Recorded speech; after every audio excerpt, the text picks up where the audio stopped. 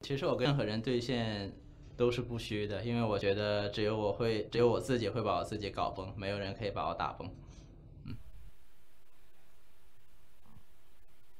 I mean, to be fair, he was the guy that was running into those bindings face first, so technically he did beat himself. Hey, there we go. Okay, it makes sense. All right, I was just trying to figure out what he was trying to say there. Well, yeah, I guess it came true in the end. Either way, we're coming into our third and final game here. We're calling into Beijing for Invictus Gaming and Royal Never Give Up. Now, this has come down to the wire. Invictus Gaming shockingly came out of the gate swinging hard up against Invictus. We're coming to this final game with no subs. So it's going to be Duke in the top lane still. The Shy still remains to be seen, even though he is with the team right now. And this is all going to come down to these two lineups. And we just have to, frankly, clear the air. Like, if the Shy was injured, so we have to assume that he hasn't been playing League of Legends while he's injured. So it makes sense that you would stick with Duke. You've been spending the majority of your offseason, the first 2 to 3 weeks of the LPL playing exclusively with Duke while waiting for the Shy to actually heal up. So what I suspect is happening is that he had an injured hand, he hasn't been playing, he's probably very rusty and trying to retrain himself to take the reins. And if you're not losing with Duke, you know, why risk it? Sure. I mean, right there we just saw them lose with Duke actually quite spectacularly because it was a Vayne against him in the top lane. So again, still not putting him in there into the top lane, but yes, I mean Duke has been actually stepping up this last week. I would say that specifically watching that Darius play, pulling the Talia off of the wall, I was like, okay Duke, alright, I see you. And he has been playing better, but it seems like RNG right here, like the gauntlet was thrown, everyone's feeling hyphy, but then RNG were like, no, we're still composed, we know what we're doing, and then they finally put the Vayne back into the top lane. Again, I'm not necessarily on the same board that Clement is when it comes to the gold funneling strategy. I see the perks there, and I understand that, you know, globally it's really being exploited, but again, it's only if you play it perfectly, because if you just have one member responsible, if that one member makes any sort of mistake, and RNG did on Uzi of all people, like, you would think a gold funneling strategy with the best ADC on the world on an ADC would actually be able to execute on that, and they were unable to do it, and that's where I find a lot of problems with that type of playstyle, which is why I prefer that you have security nets by having multiple carry threats.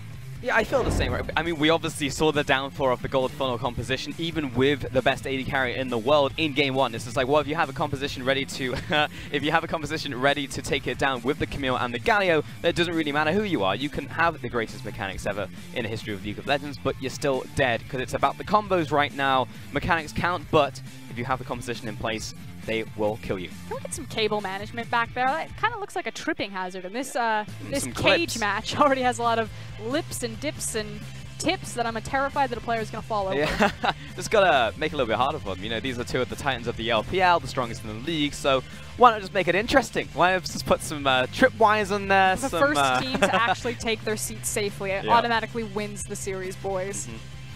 Well, both teams seem like they're in high spirits heading into this third and final game. I would like to see another Draven, I would like to see another Vayne, but in all honesty, I want to see Invictus Gaming just do what they are strong with. I do want to take a moment to talk about the coaching staff behind both these teams. So, Coach Hart, formerly of Samsung Blue, of course, is the standing on-stage coach for RNG, but behind them they have Kesman. Now, what's interesting about Kesman is that he used to work with Firefox, who's the general manager for RNG, for a team called IME, now Bilibili Gaming. Now, Bilibili Gaming are known for their ability to come back from late game just catastrophes and win with these massive 5v5 fights. Now, what does that sound familiar to? Maybe how RNG won MSI, especially against Fnatic, falling down early every single time. So I had a lot of questions about what type of fingerprint Kesman would leave on the RNG roster, and it seems to be that this team is just unshakable, that their morale and their momentum, it doesn't matter. They can fall back, but you look at the players, I mean, maybe not Xiaohu, but Carson was just all smiles. That this team is unbreakable, whereas before, that used to be the primary problem with someone like Uzi. He had a fairly weak mentality. He would let the haze blind him. Oh, hey, didn't see you there. Oh, hi. How you going? Yeah, absolutely. And then he would fall down. But with the addition of Kesman, with the addition and change-up of coaching staff, it feels like RNG have climbed to newer heights. Yeah, I definitely agree, because Uzi said it himself. I mean, you spoke to Uzi, right? And it's just like his mental is, you know, definitely, you know, obviously not super strong. And also that affects the people around him, right? It's more the fact that Uzi now is much more composed. And then with the rest of his team, you've got someone like Ming who can be a shot caller, someone who can keep the team together, and you go into a game 3 like this, the third and final game, where the team is like, okay, what do we need to do next? Stay calm, stay composed, and then let's just clean this game out. And then on the other side, you have Invictus Gaming, who obviously know that there was a problem, especially when it came to composure and mental fortitude. Losing the Shy, yes, you just lost out on your straight star talent, but Rookie went through a mental boom, as did Jackie Love after that semifinal, and then as well in the 4th place match against Rogue Warriors. Like, from 40-11 as your scoreline to ending 4th place was ridiculous fall from grace for Invictus Gaming. Yep. So, you know, can they, under these high pressure situations, fix this mental aspect of their game to climb to the greatness that RNG have acquired? I mean, that's just the million-dollar question, isn't it? If we could answer that, then we'd be golden. Quick, let me check the prize rate for the LPL Championship, because that's exactly what that question is worth. Yeah, sure. At the same time, I think the biggest thing, talking about that moment once more, was the fact that Jackie Love was the one coming in as the emotional support for Rookie. Remember, this kid is 17. He literally just came, like, as soon as he was of age, it was like, bam, this is the prodigy, put him into the team, ship it, they are now the chosen ones. But he was the guy being the emotional rock right there, and that says a lot about a person, you know, at that age where he's able to be that for the team. Impressive stuff. Yeah, huge props to Jackie Love. I know a lot of people will again give him so much criticism, but like you were saying, you know, Rookie was face down, had been playing like 18 solo queue games a day when they lost the Shy, just trying to hard carry, and ultimately failed himself. Xiaohu absolutely spanked him in that matchup, and Jackie Love stood next to him, grabbed his captain's jacket, rubbed his back, and said, "It's okay." Yep. Hopefully no more spanking today, but Xiaohu is back into that mid lane. Invictus Gaming will take away the Rakan, the Kai'Sa, and the Shen on the opposite side. RNG will remove Talia, Swain, and Camille. It's going to be first pick of the Nocturne to Ning. And I feel like we're going to see a lot more standardized. I don't want to see any more of the gold funneling. I just want to see more of the standard 8-11 play that we've seen from both these teams. This is a Nocturne priority pick. Now, without the Shen, it's usually the combo that we see Shen into Nocturne, your ability to assault and attack pretty much every single side lane simultaneously. They still have a lot of dueling potential. That's going to be an Ashe. That is going to be the Ashe Tahm Kench. If the Tahm Kench is locked in, you can bet your top dollar it's probably going to be the Ashe, yeah. Or it could try to force Invictus Gaming to pick up the Ashe to deny it from Uzi, and then they feel that they have something in the back pocket to counter. The bait and switch. Or they might just lock in the Yasuo right here. Maybe they're just basing it as like, hey Jack, look, think about the Tahm Kench, think about the Ashe, think about the Yasuo. Now what are you going to do?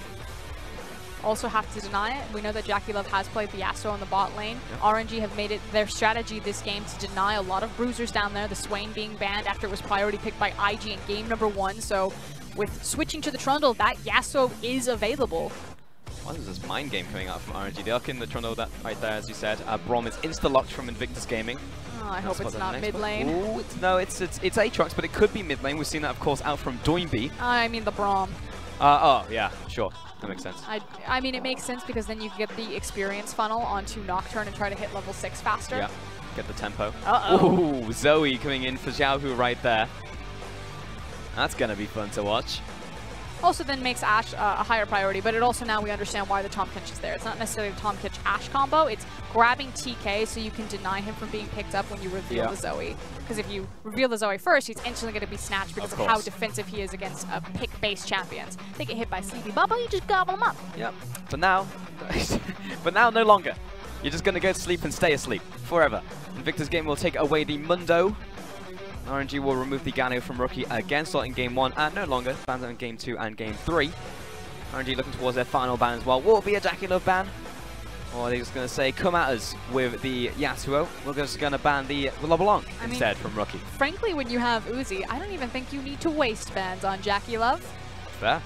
Leave it all open. Your AD carry has the deeper, effective champion pool, and meet him in the lane phase.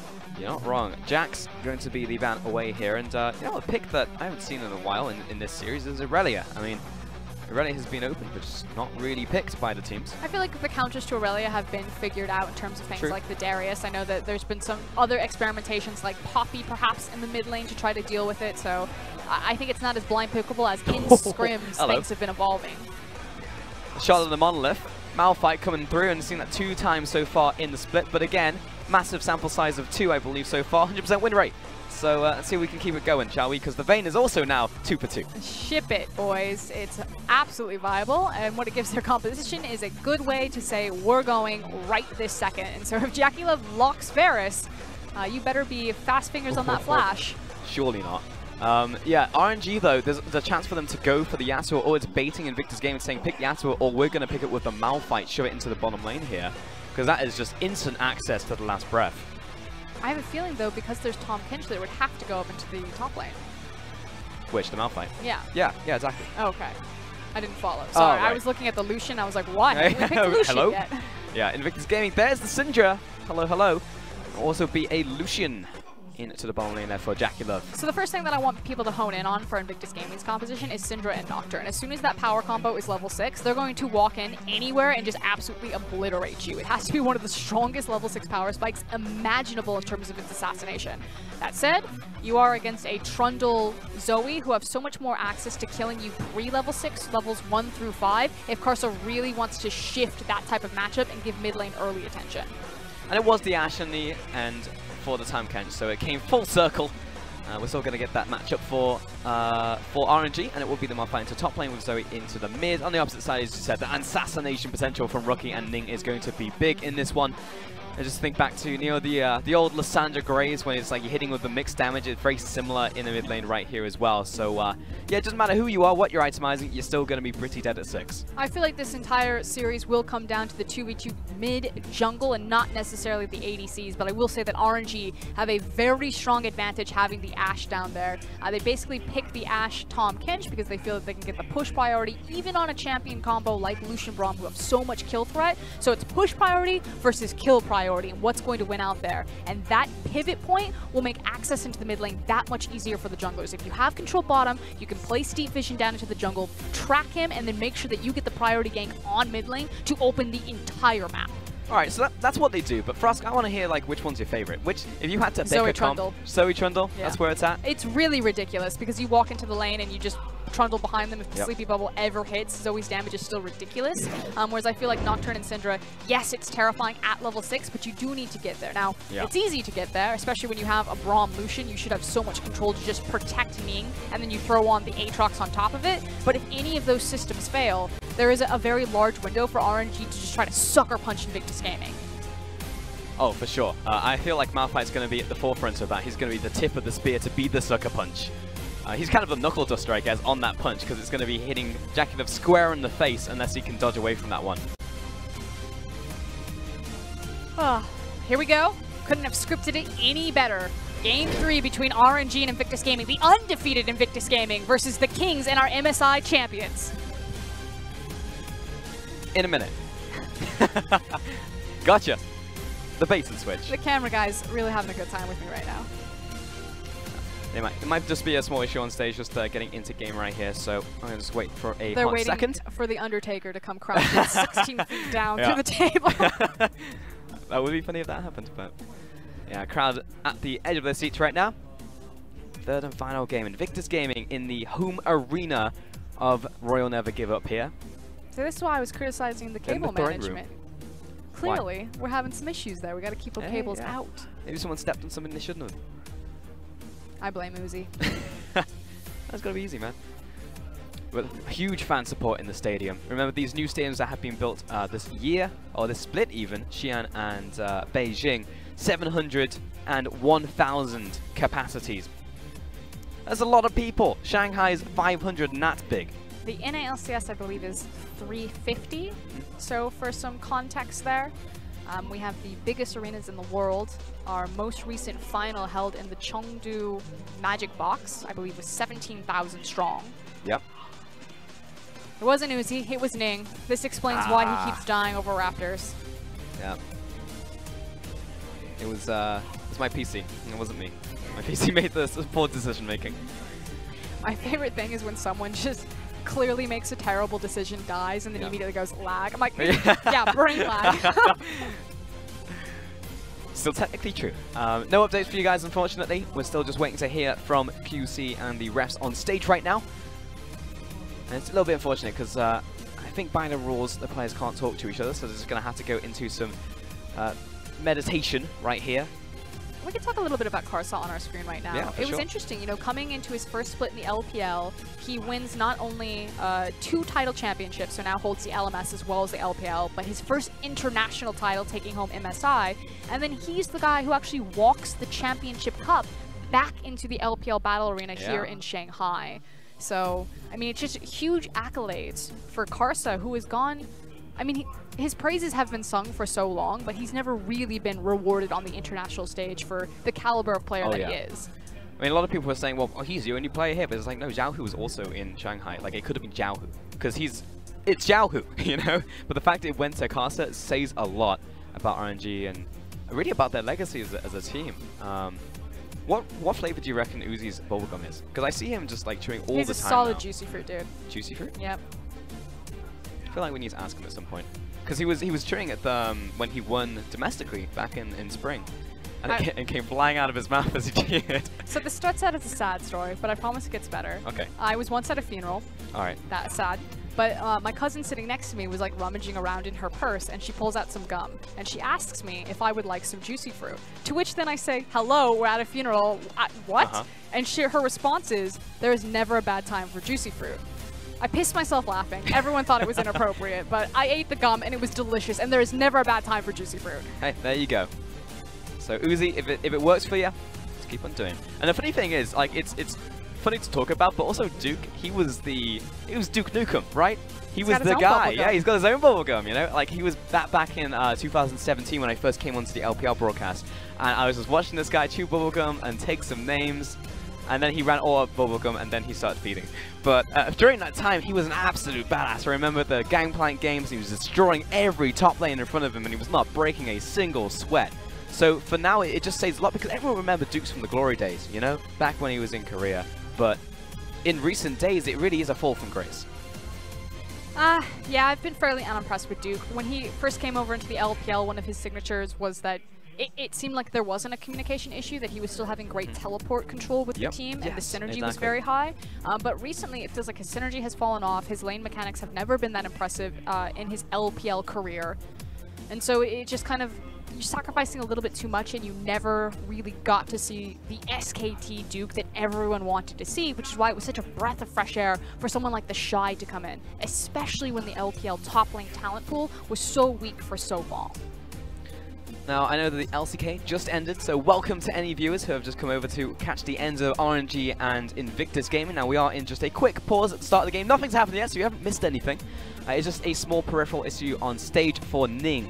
So just trying to swap out a mouse or a keyboard, I believe. I don't have the exact knowledge on that, but it is a peripheral issue. So that should just be a quick swap in and swap out. So I mean, frankly, if you're coming in now, this would be the best time to funnel in, because you are at the climax of this Game of Thrones. 1-1. A lot of people thought it was going to be a 2-0 here today, and Invictus take game one. Completely demolished RNG in that first game. Of course, RNG fire back in that second game, but it comes down to this in this third and final game. And it's tough. I mean, this has been a long day for these guys, and it's also hot in China right now. It is very, very hot. It is also very, I was going to say another word, humid right now. Moist? That was the word I was going to go for, but I don't know if I wanted to commit. But that's why I've got you, Frosk. You'll go in places that I will not delve. Moist ones. No. But we don't have napkins from Uzi over his ears. Oh, man. Yes, but I also think it runs in the ADC family.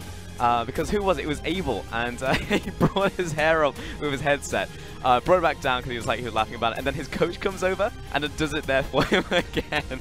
Yeah, so something about it, man. I mean, those ADCs are good at what they do. Maybe there's something to it. Just needed to be able to see the entire battlefield. Yeah, I mean, for Uzi, it's hearing. It's like, you know, the three monkeys, right? Like, one needs to be able to hear, one needs to be able to see. So who's the one who can't speak? Y4. Y4. Just shipped him away. Yeah. Maybe. Over there on LGD. Hey. Hey. Hey, won a game early today. They did. BLG continuing to slip. Yeah, Unfortunate. I'm changing my tips for week 3 for certain. Yeah, we just talked about how Kesman, you know, very clearly leaving his fingerprint on RNG. Maybe BLG starting to feel some of those growing pains. Yeah, yeah. Ooh, Xiaohu looking dapper. Always love the fact, I mean, in the LPL, we have massive fan clubs for the teams, all being led, when you hear the crowd chants as well, often led by the fan clubs themselves. Also, in most arenas, they split themselves right down the middle, especially for these big games. You'll hear it from one side and the other. We also have these things called open days. Now, what happens on open days is that a lot of the times the fan clubs will organize where the tickets will go out to fans that are spread out across China. They'll get to fly in and come watch the teams in the arena, and they team up with the fan clubs to sit with the fan clubs, to do the cheer, to go through events, and then either before or after the games on one of the days where the team isn't playing, the team will open up their clubhouse and invite fans and audience players into the clubhouse to share their stories. Open Day is much more about how we connect as a community through League of Legends instead of just, you know, meeting up with your favorite professional players. So I believe Team WE's Open Day was just a few weeks ago, and they have, you know, old retired players like Salme come in and talk about, you know, getting married, having his child, so talking about his wife and just what League of Legends meant to him back in the days of World Elite. And then fans come up, they talk about how, you know, I used to play League of Legends when I was coming up through school, and it's how I met my good friends, and it's just this really cool experience where fans get hands-on time with the professional players and really just learn their personal stories about, you know, why we're all League players at the core of it. And it's not just about, you know, cheering for your team and having to lift the trophy. And then they all eat cake and have tea. It's great. It's a great time. It's actually, we went to visit WE last year for that Open Day, in fact. It was a great experience. For people at home, oh, okay. Well, I just heard in my ear 3 to 5 minutes out from the refs. Well, I've just been pleasantly surprised because it was more like 20 seconds. So here we go. We're into game. Audience been a little bit surprised, so the chants are a little bit off there, but I'm going to give it back over to you.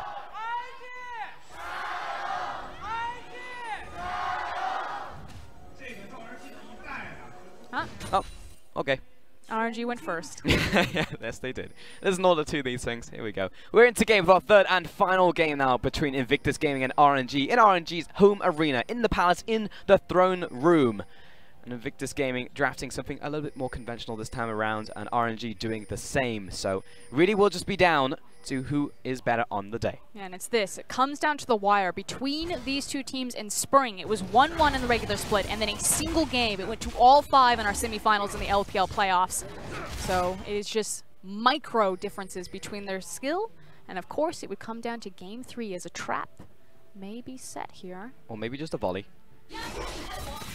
And a lick. I think he missed the lick. Yeah, he did. We didn't talk about that, though.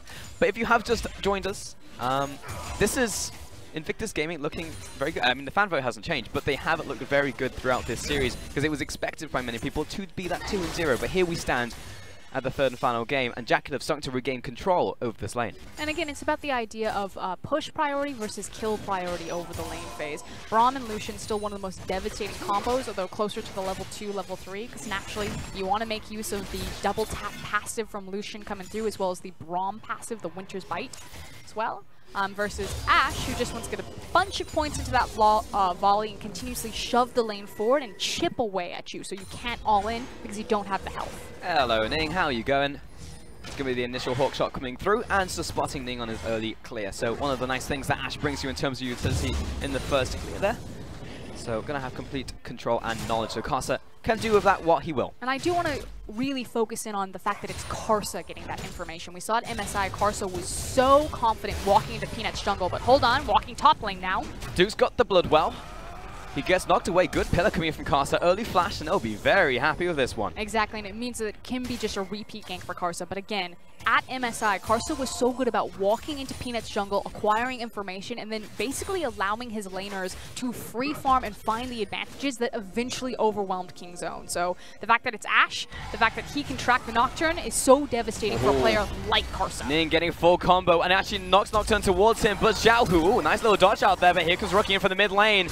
Throws out the paddle star, jumps around, dodging, dipping, diving, finding the kill. Xiaohu with first blood. If you can dodge a wrench, you can dodge a ball, and Ning got neither. So finally Xiaohu shows up and says, hey, you know, my lane phase might not be great, but at least I can tag team with Karsa and get it done in the jungle. Really feeling that dodgeball reference for us. Mid lane again, just being a bit of an annoyance here. Karsa and RNG starting strong. Let's see how all that one kicked off once again. And it was Ning trying to initiate on top of Karsa, but on the wrong side. And again, it was the information, but the also instant response from Xiaohu now. Xiaohu, of course, had access to the GPL, so what is it? No, GLP. So found the slow there as well as he flashed over. Yeah, that was my facial reaction too. Same. Good stuff. That's going to be first blood into the mid lane as well. Going to be fantastic for a Zoe. And you were just talking about the fact that Chuno on Zoe pre-6 is going to be a threat for them.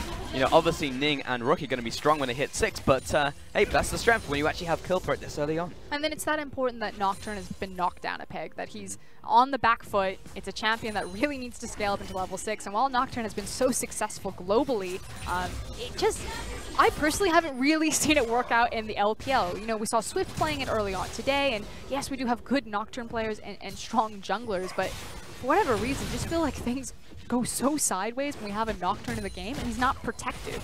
Yeah, it's bizarre. It didn't feel like that should be the case. Uzi, not going to be the full concussive blows right there. Jacula, one more tap, there you go. Get the stun down, but Guardian comes up anyways to mitigate that damage.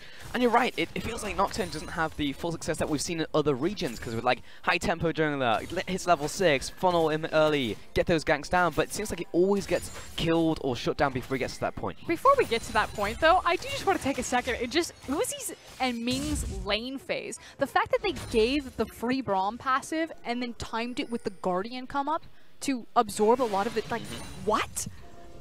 Yeah, they're good. It's just insane synergy. And this comes from hours and hours and hours of training together. I've talked to a lot of, like I said, I talked to Uzi for an hour. Clement also got to talk to Tabe. We collected a lot of information when we were doing the interviews with him, and there's this idea that Uzi is just, he's so controlling in the lane phase. He really is a mastermind. And while Ning does get a lot of credit and has really blossomed into such a powerful support, you have to understand that there's a reason why the supports next to Uzi look amazing. This guy is just a god to lane with. He really is. I mean, I'm the only one calling him it currently, but I hope it sticks, because he really is a paladin. You know, he's an absolute badass. Comes in with the big sword, the big shield, and he not only makes plays, but he's always there in front of his carry to defend. He says it himself, you know, you will not touch my AD carry. And Tamketch really just embodies that. Like right now, look at him. He's just throwing up the tongues, hitting constantly into this bottom lane, and pressuring back Invictus Gaming. And this is the matchup we wanted to see. The AD carry is going toe-to-toe, and RNG are bodying them. And it was just the question of who was going to break first. Was it going to be Braum Lucian, who had the possible kill threat or a window to look for the kill threat, or was Ashe going to be able to layer enough chip damage to make sure that Lucian and Braum never had the window to look for the all-in, and then how that impacts the jungle matchup, especially when Xiaohu's playing like this. He knows that Rookie doesn't have a lot of mana. Yep. He's trying to get cute, trying to get cheeky, using come on, are you kidding me? Zoe's passive. But this is eventually going to leak over into Ning's jungle, and this Nocturne could potentially fall further and further behind the race to 6. It is every mid laner's worst nightmare when the enemy... Yeah, he's holding the wave here, looking for the freeze. When Zoe just happens to pick up random redemption lane. That could really punish them. We see this all the time when ADCs choose to hold lane there. A lot of the time they'll just get dove, which is why I feel it's so important. Like, naturally Battleland was going to ward here anyway because he made his back, he'll have access to the control wards, and he wants to create the security net for Ning. But so many times, AD carries hold waves here, the wave gets super built up, and then the enemy team's just like, okay, if you're going to hold it, we'll wait until 3 waves stack and then just dive your tower and kill you. Yep. Kinda denied. Got him. So there's a bot lane fact for Froskia, and I've got a mid lane fact for you for the Zoe matchup. If you randomly happen to get a redemption at level 1 on first wave, then on the next wave you can instantly redemption, because redemption actually has a flat amount of true damage that it does 2 minions, meaning you can essentially just set up the wave, one-shot it, and then all in your opponent and then win lane from there. That's why mid laners hate it. I just hate Zoe. Yeah, I mean it's also that, but I mean that's just the RNG factor that comes into play sometimes. Super fun. I feel like when the Super Soaker, oh no, the hose got buffed, it really only buffs Zoe, but hold on. Uh-oh. Rookie bounced back, doesn't really want to use summons, but may have to. Flash forwards, in to the perfect timing. That's one's going to be burnt. Rookie flashes away, but he's being chased down. Sparkle's flying forwards, there's that flash coming through from Xiaohu, and the Tiger jumps away. The empowered auto attack after using your R, a lot of players really forget how much damage it does. What, more sparkles I believe it's called, so Xiaohu really relying on that. And now also has access to Zhonya's. Wonderful. And now Ghost. I hate this champion. So obnoxious. Ooh, took a Dustbringer right there. Ning has the flash and was like, uh-oh, I've got Umbra Blades. This is a potential kill. No, I'm out, bye-bye. So yeah, we get the wave push and the kill onto Rookie. That's going to be good for now. And we'll see it in all its glory once again. And this is what I was talking about. It's not levels 1 through 5, but it's this window where Zoe and Trundle are so good at ganking for each other because you have so many layered CCs. So that was unfortunate for Ning. Yes, it was. But that's not what they want, because now they have hit level 6, and they're the ones who want to be making the aggressive play. Get the stun down into Zoe, follow the paranoia, hit with the unleashed power, and theoretically, that's a dead Trickster. But unfortunately, it's actually Karsu who's getting the better of them in these trades. He's there first, he's setting up these ganks, and now he's found him again. He's actually chasing down Rookie for a third time. Here comes the arrow across from the side, and Rookie, I mean, there's nowhere to go. Here comes Uzi as well. Give me that assist, and Karsu finds the kill. Karsu with information. This guy is so devastating. It's why he's what I think is the best jungler in the LPL right now. Since coming back from MSI, he has just been on fire and just tracking Rookie at every single turn. But it's a team effort between the Hawkshot, between Larry and the Vision. But if you give it to Karsu, he will make plays happen for you. It's absolutely disastrous. Duke in the top lane looking for a bit of an all-in right here onto Letme. But Letme's gone for a burst. That means he has bombies. He has his he now got his boots actually in this chase down. Yeah, I mean, good luck Aatrox. You're going to have to hit multiple items now to chunk through that Malphite. He's going to be a literal brick wall in front of him. And yeah, it's not top lane you're going to be winning through. Mid lane's getting blasted, and bot lane is being pressured by Uzi and Ming. And we said that this would come down to mid jungle, and then that would be the hinge on which this entire game would swing. So Xiaohu, like you're saying, sitting 2-0, fat and happy right now. They're starting to clear out Vision behind the Dragon Pit. It is an Infernal. I believe they're sitting on a control ward right now.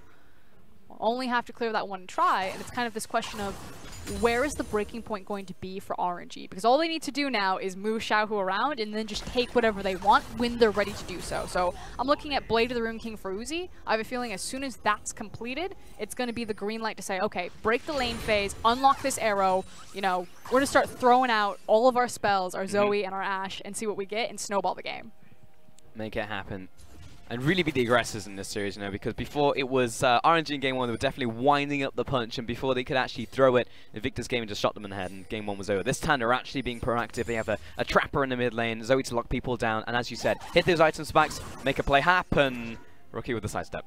Rookie does have the opportunity, though, that if he times that well and he feels confident, he could try to step up, find the stun on Xiaohu. You can see that Brahms actually sitting in Fog of War behind him and Nocturne sitting on top of the lane, because the game plan here is hit the Syndra stun and then press R with 2 champions, and Zoe will pop like a balloon. But it's pretty clear that Xiaohu understands that he's the giant target and is just playing way back in the lane. And if Xiaohu gets another kill, he'll pop like a pinata. That guy will be a takedown for him.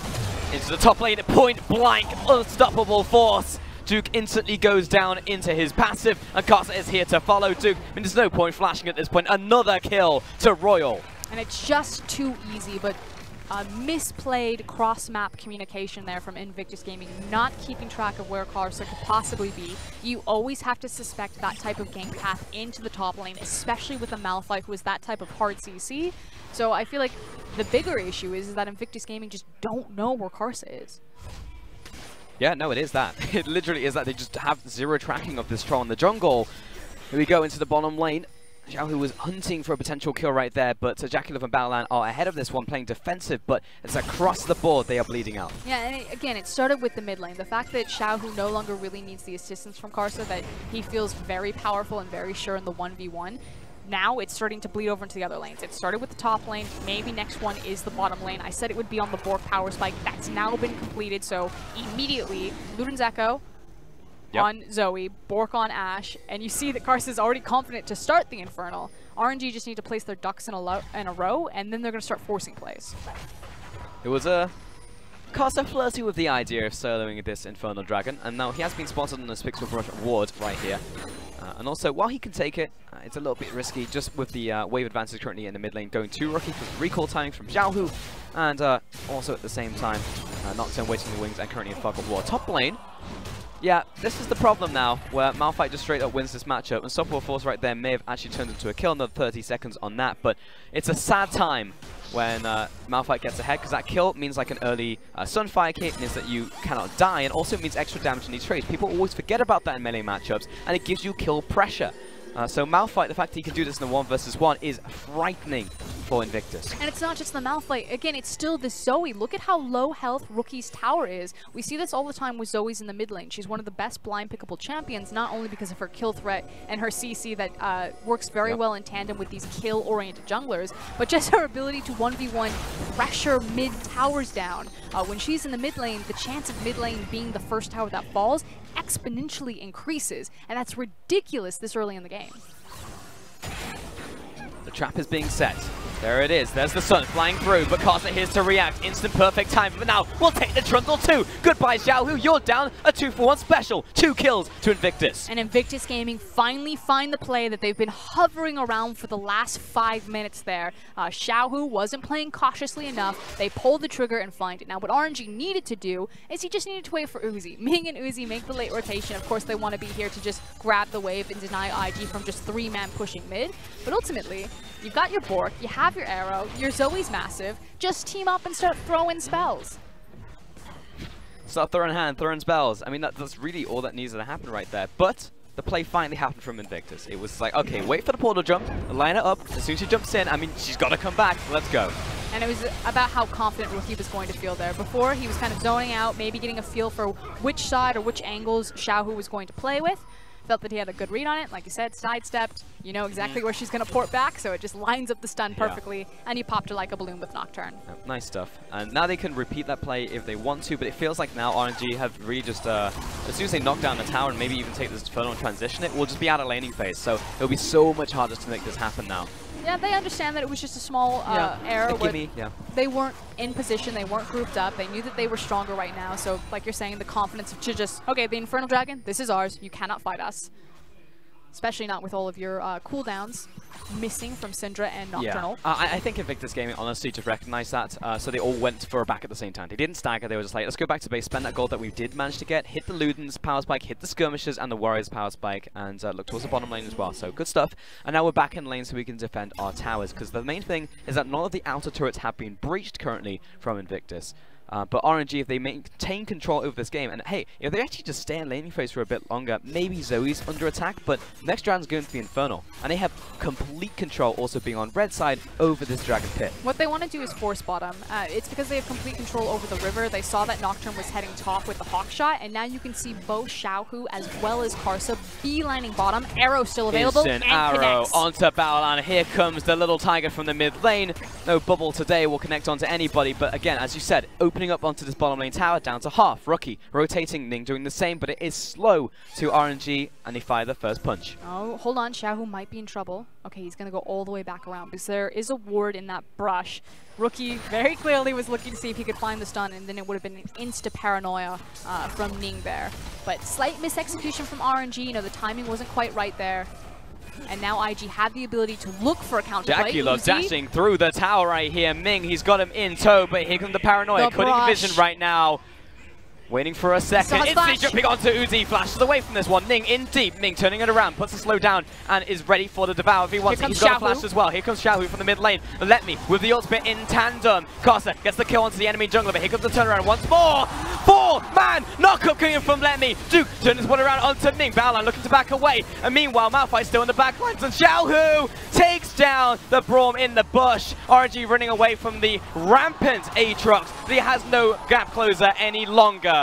Multi-kill to RNG. And it looks like chaos across the screen, but Hart and Coach Kesman backstage know exactly that it's the type of controlled chaos that RNG thrive on. Rookie will run for his life, manages to get out, but Invictus Gaming are hemorrhaging right now. Multiple deaths, the tower falling down, the Infernal in the back pocket, and now complete control over the next one to be spawning. RNG strike early this game. That initial salvo was huge, and it's just broken out the game. I mean, bottom lane towers down, and multi-kills going over to him. We can see this one more time, and Ning, he saw it, but look at that instant exhaust. And I want to say huge credit to Ming on the Tahm Kench. The fact that he denied the paranoia that long by using the brush to deny the vision, making sure that Uzi got to use his flash at the perfect moment, means that he's alive long enough to rejoin the back half of the fight. Yes, Let Me hits the huge knock-up stun, separates the fight, and then it's Invictus Gaming fighting on multiple fronts without health to do so, but Ming made sure that Uzi could get back into this fight to help the back half of RNG. It's just, Ming is granted such an incredible support, and it's things like that we see constantly in the pressure situations, and it's just that you broke it down perfectly there for us. I mean, the coolest part is that Ming and Ning used to be on the same team. They've come from Young Miracles, PDD's team down in the LSPL, and they were ADC and support combo, so to see them come this far, Ning also making a role swap into the jungle position, just speaks to the depth of talent that the LPL has, which is why they will be the best region in 3 years' time. It's not to say that the other regions aren't growing, but the LPL is doing it so much faster. They have the ability to do so. There's the counter punch coming in here from Invictus Gaming into that mid lane. Did a bit of damage there, but Uzi is in the top lane, and while the mid lane fizzles, he'll find himself another tower. Solo Gold again going over to him. 004, 220 farm, and this Ashe is getting gigantic. Wouldn't be surprised if he could actually hit 2 items on the next back. Karsa just progressing forward, he finds Ning, but the blue buff is already dead. This entire top side of the jungle, though, is theirs, and mid lane tower is on the menu. Everything has just been controlled, and now it looks like it might be the Baron. I mean, the Observer wants it. I'm feeling it. Don't want to feel it, but RNG are pretty crazy right now, and I feel like they're feeling real hypey. They want to just throw this arrow at whatever shows up mid lane and just instantly pop it. Look at how low this tower is. They can even zone away with Redemption. There you go, that's just going to fall. So all outer turrets down now to Royal, and that's going to be 5,000 gold over to them at 20 minutes. And it just instantly ballooned in the last 3 minutes. So making their backs, hitting their 1 to 2 item power spikes, and then just having so much hard CC and pick potential. Zoe and Ashe around an open map where they have so much control to get around the Baron. So the game plan should be very clear from RNG. They don't want to play the side lanes. They want to group up, utilize their Malphite and their pick, and then just force Invictus Gaming to walk blind around this Baron pit or get it for free. And still, the control is absolutely over RNG, to RNG I should say, because they have the initiation power from their top laner, from their AD carry. If they want to fight, they'll get a fight. Next round's going to be Infernal in 40 seconds from now, and it just feels like RNG are just going to take this one for free, and it's just going from bad to worse. I mean, the fact that we have back-to-back Infernals with composition like this, it's going all too perfectly. The stars are aligning for Royal. This is why I felt that it was a bit ambitious for our analyst desk to think that Invictus Gaming without the Shy would somehow unseat the MSI Championship squad with Karsa and Let Me on RNG. I understand Duke has been integrated better into the roster, and he has had some high moments this series, but he's also had some very low moments, you know, being pretty much demolished, and the massive pillar that fell out for Invictus Gaming in game number 2 on that Mundo pick when Uzi just blasted him with Vayne. Well, unfortunately, that's just the Mundo life right there. I'm not going to put any of that particularly on Duke, because like, you can be the best top player in the world, but if you're in a Mundo versus Vayne matchup, like, it's just good luck. But yeah, you're right. And, like, outside of that, it is just the fact that has generally just been collapsing. Please don't make this a triple Infernal. But good news for IG fans, the fact that this went to, I know it was, the fact that this went to 3 games, and IG still have an opportunity to try to swing it back. Although I don't know, it's strange watching RNG. I just feel like once they have this type of lead, that they're just so devastating to close against. And like I said, we still have a ton of game left to play. Yeah, they are the boulder in Indiana Jones. They will just keep going, and they will roll you over. There is no stopping. If you are Royal Never Give Up, they take a bottom lane tower off an Inferno. Are you kidding me? They're just taking so much right now. And this, again, you said ballooning before, but it is continuing to balloon. I mean, look at the item differences just between Zoe and Syndra alone. There's a reason why Invictus Gaming really need to pick and choose their moments that they step up, because, like I said, while there are less team fights that happen in this meta, the ones that do are so much more important due to Snowball. Arrow connects onto the Braum. Battleline flashes over the pillar. Opens it up, but that is a big summoner down for Invictus Gaming, and JackeyLove also burns the culling. Make their last back. There's a window where IG can race over into the Baron pit, place down some maybe last minute vision, try to set up some sort of trap so they have a foot or a leg to walk back into this area. But otherwise, you've got BF Sword, Hurricane, and Bork ready for Uzi. You got your Banner of Commands up. You want to start placing those into side lanes and then just using Zoe and Ashe to play fish.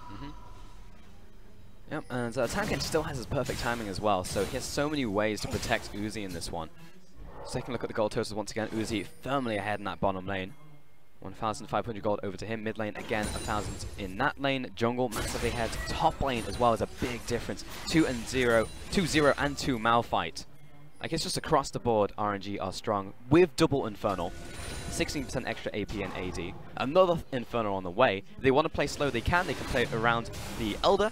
If they want to play fast, they can do that too. It feels like there is no weak point here from RNG, and Invictus Gaming will just have to find a creative way into this game, honestly. They'll just have to find a miracle pick onto like an Uzi or a Xiaohu. But the fact is that they do have the pick potential, and they have the assassination potential. They also have the ability to play a side lane. You know, eventually Aatrox will get to this point where he can compete with the push, get forward, and better yet, he's got the Nocturne. So you could have a triangle formation from Invictus Gaming where you got someone forward in the mid lane and then have Nocturne bounce between one of your side lanes and try to find some sort of skirmish or hit and run type of fight until your champions start turning online.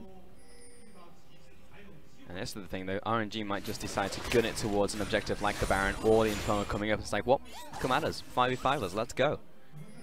I feel like it's a tense situation as RNG know that they want to set this up, but don't want to fumble right before the finish line. Even over the blue buff, Karsa was dodging out the stun right there. He's going to start off the Sentinel. Hey, give me that. Rookie. He's going to tag it away, and he's going to try and burst it down on his way back. There we go. And RNG will still push them back into their side of the jungle fast. On the finger, on the trigger finger right there with the shield Baolan, but again, the rotation to the top lane. RNG are here in place for the tower, and it was a blue buff for a tower trade, so how about that one in Invictus Gaming? I mean, the reality is that IG just exited to the wrong side of the map. RNG did a good job hurting them towards the mid lane, and then just got free access, so just IG dropping the ball in terms of their wave control in side lanes. RNG are just ridiculous when they get rolling right here with the momentum. Oh, let me on the bottom side of mid. Rookie kiting down as well. Ming's like, no, I am back. I need to have more control wards so we can actually control vision over the Baron and try to force it. So you see the backs come through of Uzi and Ming.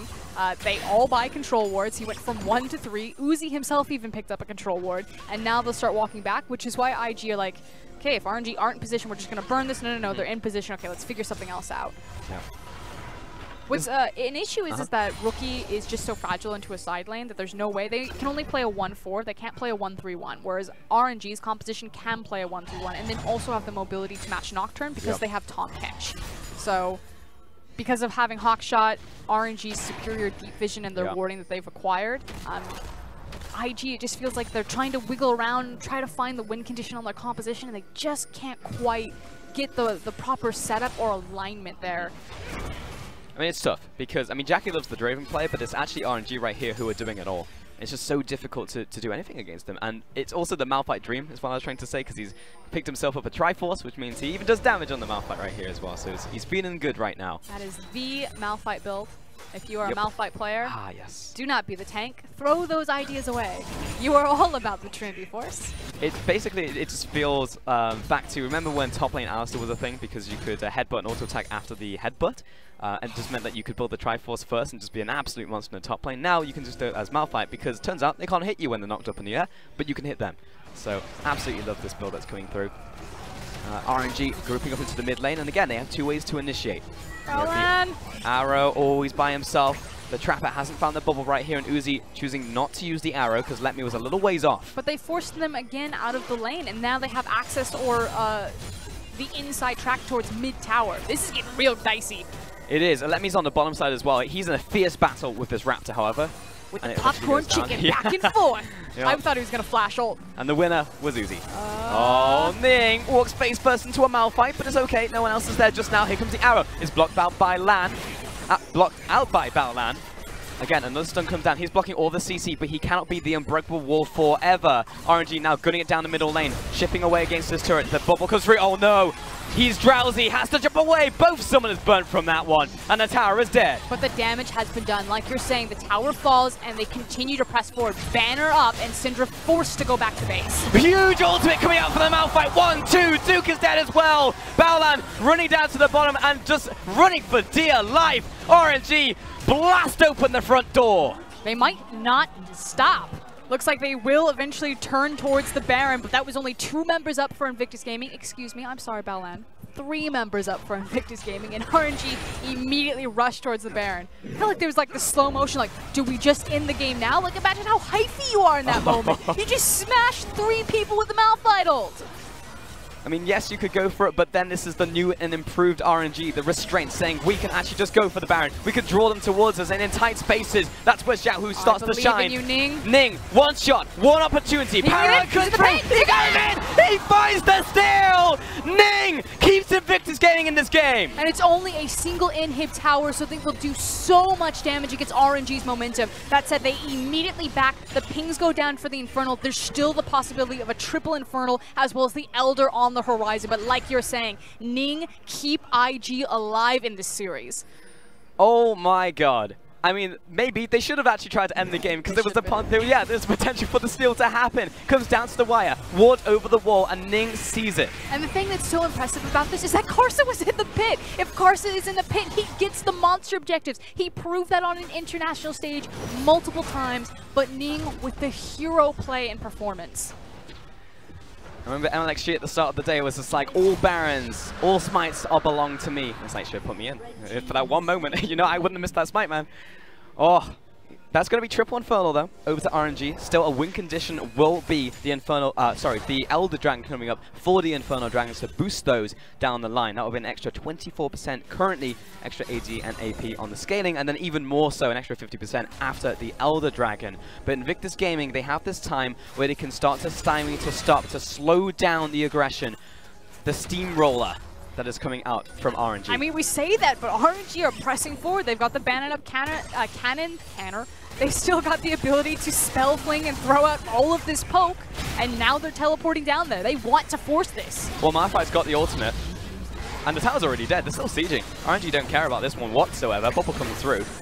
But any one of these CC lands onto a key target, and they are dead. If you group up, Letme is going to pull the trigger.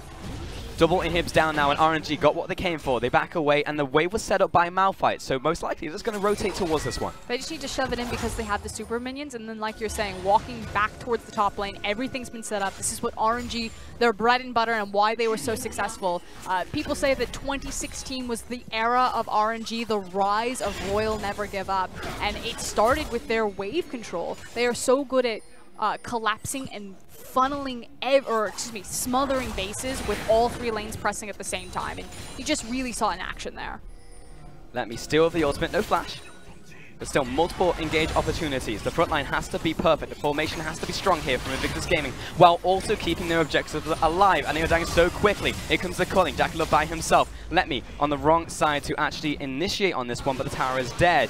Again, trying to zone away. Poking abilities coming through from Invictus Gaming. Sleepy.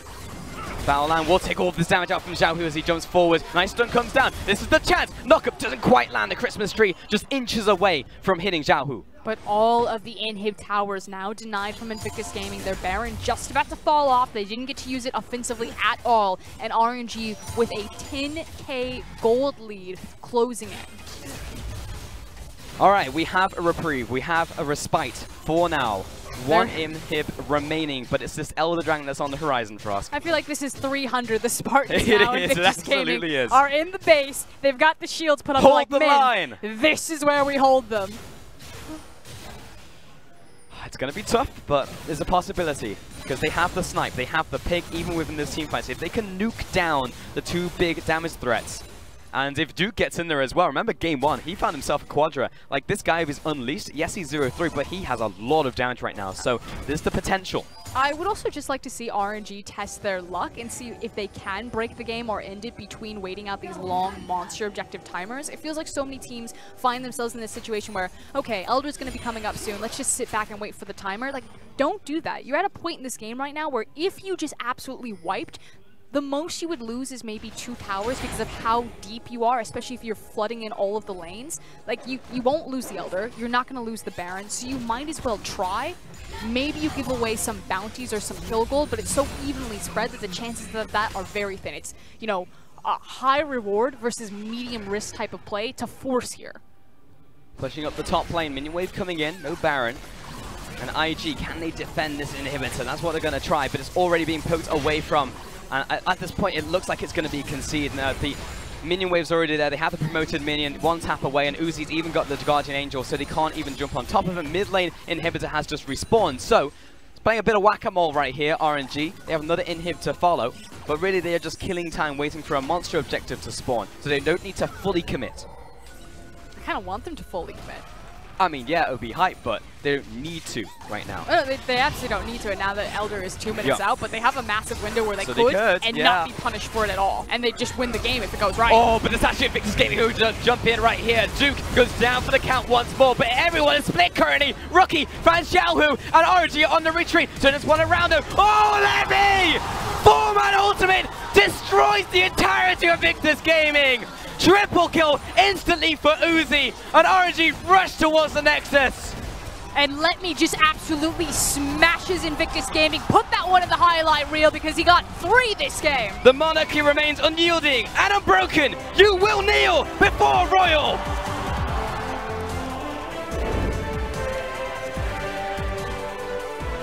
Sitting in their palace in Beijing, the MSI Championship squad remains undefeated and unbroken. A single stumble this split in their first away arena game, the curse of the LPL. JD Gaming took them down, but otherwise, RNG have just been on forward momentum, all firing cylinders, and looking at the Championship Cup.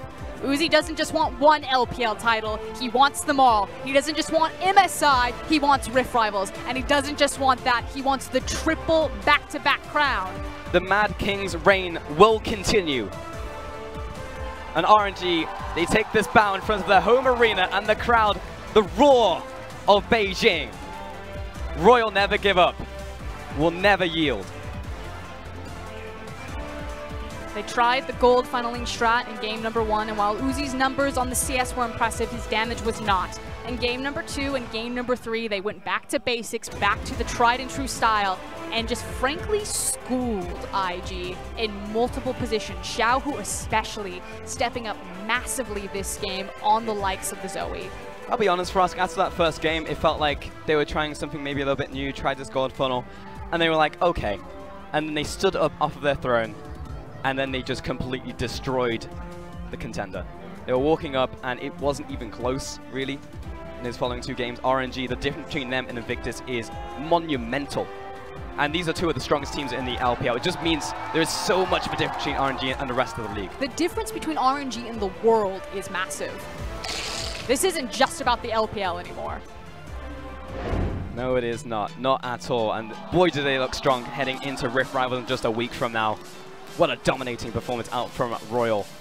But at the same time, they also managed to get triple Infernals. They had a run-at-you snowball composition, and the Stars did the line, but they earned it. They absolutely did at every step of the way. I hope Let Me gets MVP, though. Oh, how can he not get MVP? Are you kidding me? I'm still reeling from that Malphite ultimate. Back-to-back, unstoppable force, just smashing it. When people talk about Royal, they always have to talk about Uzi. Yeah. Karsa, MLXG, Xiaohu, Ming now getting a mention. Poor little Let Me. He's just been chugging along, proving that he is a world-class top laner, and no one knows his name. And the other thing for us is, even when Zatai came into the league as well, even he started to outshine him, because it's Zatai, you know, into the top lane. Let Me has always just been chugging along in the top lane, but he really has started to make a name for himself, and it's going to be based on those montage plays right there. Incredible stuff out from them. Yep, super exciting. I'm just glad to say that, hey guys, I tipped RNG. What did the desk do? Yep, same. Feels good, man. We destroyed PP. Get dunked, cat. Anyway, we're going to send it over to the Ants desk to take a look at that game and close out the day. Well, first, the Rung was able to pick up Malphite and destroy everyone, and Pulse, come on, it's a cat. The kid's 3 months old and did correctly predict that RNG would win game 2. The only person on this test that predicted that correctly is my analyst over here, Clement Chu. Raz, unfortunately, why can't you predict well? Why can't you analyze the way Clement analyzes? You predicted the same damn thing! I am the host of today's LPL broadcast. I am indifferent and not biased, unlike Raz. So, Raz, how does it feel to be wrong? Doesn't feel good. I'm just saying, the best thing about it is that I thought that everyone would forget. And the only thing ingrained in their memory is just a Malphite ult every single damn time. But it didn't work. Let's actually bring it back to the start of this match. Because the Malphite matches, the Malphite ultimates were beautiful to watch. It was an interesting pick that we saw. But the start of the game, already there was disaster for Invictus Gaming. Ning decided that he was going to carry on the trend of moving into the jungle and trying to take certain camps that he shouldn't. And was made paid for it very early into the match. It's really terrible to say this, but Ning really has been underperforming, and he has been the major weakness of IG for a long time. It's his coordination with Rookie. Individually, they're great players. When they work together, they just don't seem to get it. They're never in sync. They're always in the wrong place. And the first blood and the double buffs going over to Zoe, that's just like... that just starts to snowball the wrong way. Which is so weird, Raz, because that's night and day. Like, game 1, that's an MVP performance, locking down Uzi, making the game-winning plays with Rookie playing Galio, and then games 2 and 3, we just see him not have the best performances to start the matches. It's just for me, it's a communication drop-off, because if it was a supported play going in for the 1v1, we had a bit of a debate who would be able to win out in the 1v1, but ultimately he got the jump on him and then realized he had zero support. He got it was the Zoe wrong coming. way. Exactly. Zoe's coming in and you're like, wait a second, why did I even do this to begin with? So ultimately, you're right. It started the ball rolling in the opposite direction. RNG was way better off. Zoe was going to be able to take the lane suddenly versus Syndra. It was a rough start for Invictus Gaming. It definitely was a rough start for IG. They fought back in the early parts of the mid game, were actually able to equalize against RNG, but then a chaotic fight bottom. Again, Ning used the ultimate for a very short range, knocked an ultimate, the run gets into the bottom lane, and disaster strikes. It's just so beautiful to see the Rang come in, because mostly the Let Me going towards Malphite every single damn time he finds himself going up against the Aatrox. He's been coming in super sick for RNG lately. Yeah, and I was actually quite surprised that Invictus Gaming decided to follow through with the teleport right here, because this was a very bad position for them. It gets the triple man knockup, and Aatrox just gets kited to death in terms of the bot line, back line. There's nothing he can do right there, and I honestly felt that IG should have backed off after the initial fight. They actually forced themselves into a bad position by the channel from Duke in the top lane. And from there, they're able to pick up enough of a gold lead. I mean, Malphite was able to stabilize the lane against Aatrox, and then it was just ultimate after ultimate after ultimate, and Malphite just had a highlight reel from then onwards. We have to note about this. This is actually a very planned decision from RNG to keep Aatrox out of the entire team fight. Like, Malphite was able to get so big because there was no pressure in the lane. Like, he constantly was camped over and over, and IG's composition where they were trying to pick people off never worked because they were always running 5v5 into RNG. They never got the split pushing from the Aatrox. Good read by Karsa. And this is one of the few times that we have a chance to talk about Let Me. Of course, Karsa, you mentioned, had a great game as well.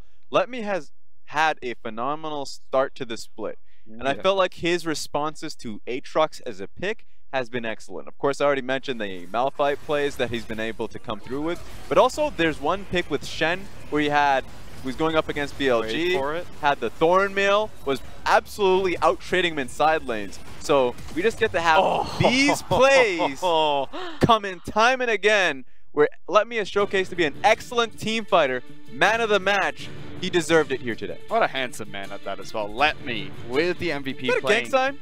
What? No, it is. You don't even come from a ghetto. What? No, that's not a gang sign. That's not a gang sign. Both of you, calm down. He's tranquil, okay? Yeah, that's good. As a forest. That's true. He's burying people. Of course he's tranquil. It's like, on you go. Oh my goodness. He's the Undertaker. I need to get these two idiots off my desk as soon as possible. What the heck is going on? We went from complimenting to Let Me to what Raz, I'm done with you. I'm just saying. I'm off this broadcast tomorrow, thank goodness. That he had an excellent performance. The man was pretty gangster here today. Alright.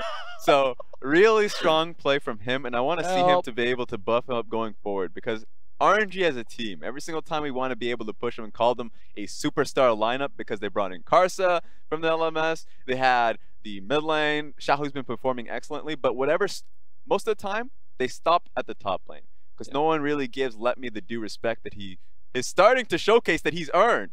So I would love to see Let Me continue on with this performance, because RNG is showcasing that they can do very well in lane, and that they can outperform in team fights.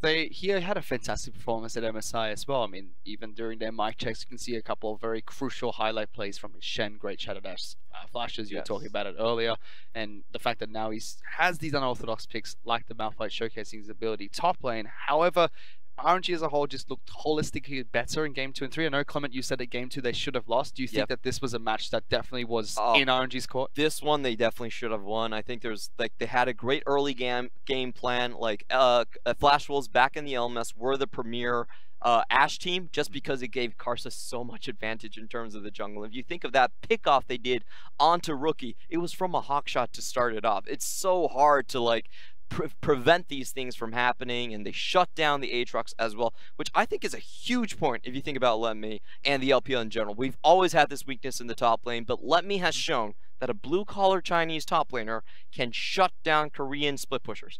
That has never really happened in the history of LPL, and it's starting to show now. So I think this is like in terms of the timeline we're living in, it's an incredibly remarkable point we have to pay attention to. Because even moving into MSI, I think Frostgrain mentioned it during the cast itself, there was questions. Who's going to MSI of RNG? Is it going to be Tatai and Let Me that get to share the spotlight, or is it going to be Cast as well as LMXG? And a few people even surprised when they saw that it was Let Me that was going over to Tatai. A lot of people said, okay, Tatai is going to be the starting roster, then it's between Let Me and maybe Cast, or Let Me and maybe LMXG who gets it. No, it's Let Me who's going to be starting. Starts the day, fantastic play, great to see. And we got to see also Casa play different styles too. RNG experimenting with gold funneling as well. Didn't work out for them in game number 1. But Uzi played in 3 different lanes today. Yep. He started in the mid lane, went to the top lane in game 2, and then went to the bottom lane finally in game number 3. It's just the flexibility of knowing he just needs to get out of lanes proper. Ashe is a phenomenal matchup versus Lucian until, of course, Lucian has the ability to go for those all-in trades. So he found himself a safety in the bottom lane.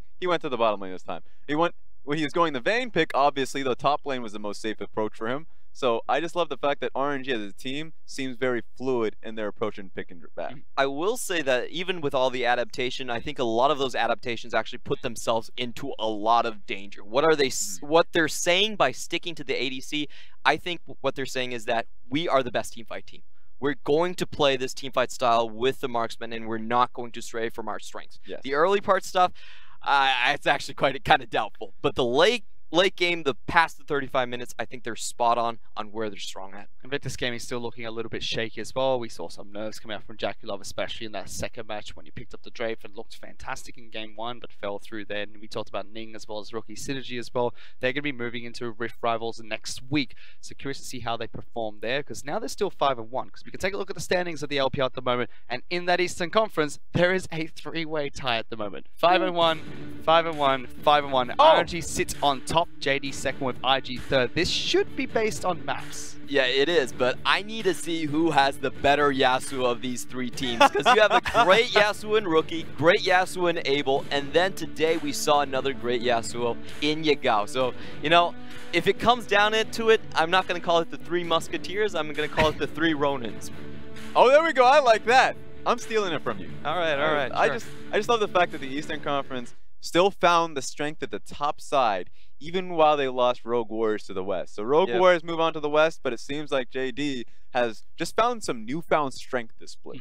Well, they were able to find some strength, but they've still been going a bit wishy-washy with their 2-1 ties. They have a lot of 2-1 3-game series all the They time. did have a 2-0 today. Until today, able to pick up their 2-0. But we can take a look at the final matches for Week 3, which will be taking place tomorrow. There's 3 games coming your way. OMG take on FBX, Snake take on TOP, and then our final 2 Rift Rivals representatives of EDG and Rogue Warriors do battle. Rogue Warriors looking to be the final undefeated team in the LPL if they can take down EDG. And remember, there are no Monday games. This is going to be our send-off to Rift Rivals. Yes, so it is. having our last match be Rogue Warriors versus EDG, our Rift Rivals representative, is going to be an excellent setting. Yep, going down to the Western Conference, and of course we're going to see the 2 top ADCs. Who is the second best behind Uzi? Is it going to be Ibo on your left or SMLZ on your right?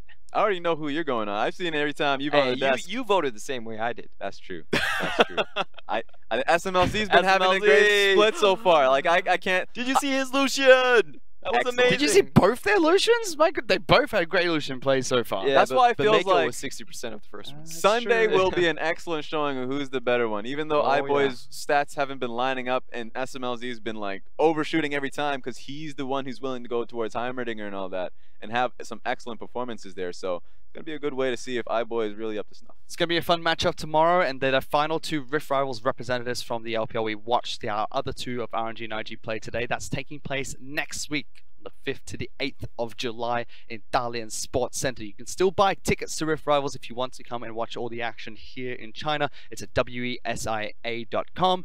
That's going to be a fantastic tournament now. The LPL looks very strong going into this. I know the LCK as well as the LMS have been stepping up recently, and it's going to be tough competition for every single region going to Dalian for that tournament. Yeah, it's really surprising, but the LPL is actually the only region that's remained the same 4 teams at the top. If you look at the LCK, only Afrikas have actually maintained their position in the top 4. The rest of them have all dropped off, and the same thing with the starting LMS split as well. We don't see the same teams at Rift Rivals really representing the best of their region currently so far. So I think that makes it additional pressure on the LPL to perform. Yeah, I wonder about the LMS teams, just because their split's only just begun, so a lot of it comes down to, are they prepared? I know Flash Trolls, I never want to ask that question anymore because it always feels like they are prepared. Yes. Don't question them. So I think that's going to be fun. I want to see how the rest of the teams come through. It's going to be great to watch. That takes place next week, but we still have more LPL action tomorrow, as we talked about earlier. That's going to start at 2 p.m. China Standard Time. But that's all from us here tonight. So the last thing we have to do is to say thank you to Raz, Clement, Rusty from the analyst desk earlier, as well as our two casters, Pulse, as well as Frostgrin. I'll leave you with this. Albert Einstein once said, insanity is trying to do the same thing over and over again, but when you tell Twitch chat a compliment, all they do is spam lol. Good night.